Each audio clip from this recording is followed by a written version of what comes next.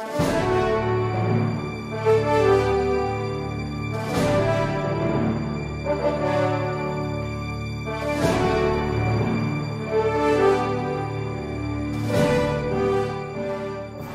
American law, is authorized to be impeached by the Senate. Here we don't have that system. Therefore, the ruling in U.S. versus Nixon does not apply to the Philippine jurisdiction. It is, of course, a valid decision to be cited in American law, but not in Philippine law, because of our constitutional provision is markedly different. Third ground, the secrecy of foreign currency deposits law is a child of this Congress. We passed that law and said the secrecy of foreign currency deposits is absolute except and only except when the depositor himself gives his consent. We made that condition sole, alone, and by itself. We made that law. Now are we going to break that law? Lawmakers cannot be lawbreakers. Fourth ground, the theory of checks and balances prohibits this impeachment court from claiming an exception unto itself. Under the theory of separation of powers, there are three branches of our government, as enumerated in our Constitution. There is no specific provision in the Constitution that our governmental system is divided into three branches, but you can imply it from the fact that there are three separate and successive articles in our Constitution, headed with the titles, the legislative branch, the executive branch, and then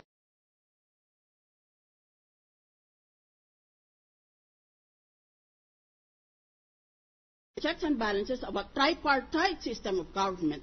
Each branch has power to check or to modify the actions of other branches. That is the system of checks and balances.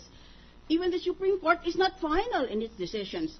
This Congress, for example, can go against the grain of a Supreme Court decision and in that way overrule or overturn the decision of the Supreme Court. Who are we that we should claim an exemption from the principle of checks and balances which underlies the very system of government under which we operate? Who are we? Is the impeachment court illimitable? Are the powers of the impeachment court infinite?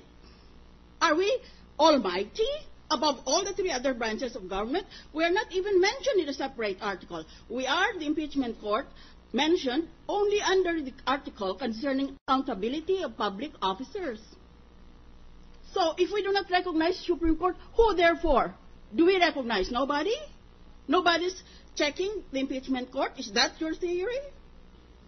Fifth ground, disobedience to the TRO violates the defendant's human rights. The separation of powers doctrine was invented to protect the individual rights, the individual and his rights, or in other words, his human rights. So, it becomes a question of how much judicial review should the Supreme Court exercise over the impeachment court. I humbly submit that it should not be full judicial review, that it can check us at any point. Those are the nightmares of someone who is not educated in the democratic process. I humbly submit that the Supreme Court has the power to exercise the most minimum judicial review. Who decides what is the most minimum judicial review? The impeachment court.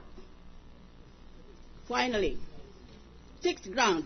In at least two previous cases, the Supreme Court has already ruled that it has power of judicial review over impeachment cases. These are the two cases of Francisco V. Nagmamalasakit, decided in 2003, and this very new case of Gutierrez versus House of Representatives. If that is the case, then we follow judicial precedent. It is already a standing rule in law. Thank you. Majority Floor Leader. Thank you, Mr. President. Senator Jinggoy Estrada wishes to be recognized. Mr. President. The gentleman from San Juan and President pro tempore of the Senate. Thank you, Mr. President. Mr. President, I voted to uphold the TRO of the Supreme Court. Mr. President, my family has been a victim of the past administration for not upholding the rule of law in so many instances, in various instances, Mr. President. Even the Supreme Court created a special court designed solely to convict former President Estrada. But, Mr. President, we have always respected and abided by the decision of the court whether it is adverse or not. Mr. President, I am considered to be an ally of President Aquino. We have been very supportive of his projects. But my primary concern here is the welfare of the administration of President Aquino. Can our country afford a constitutional crisis? Can our country afford political instability?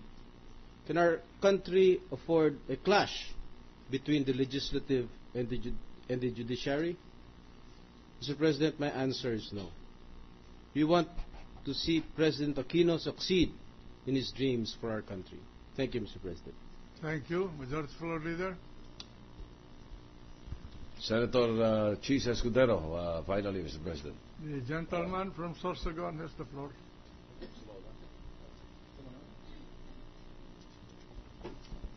Thank you, Mr. President.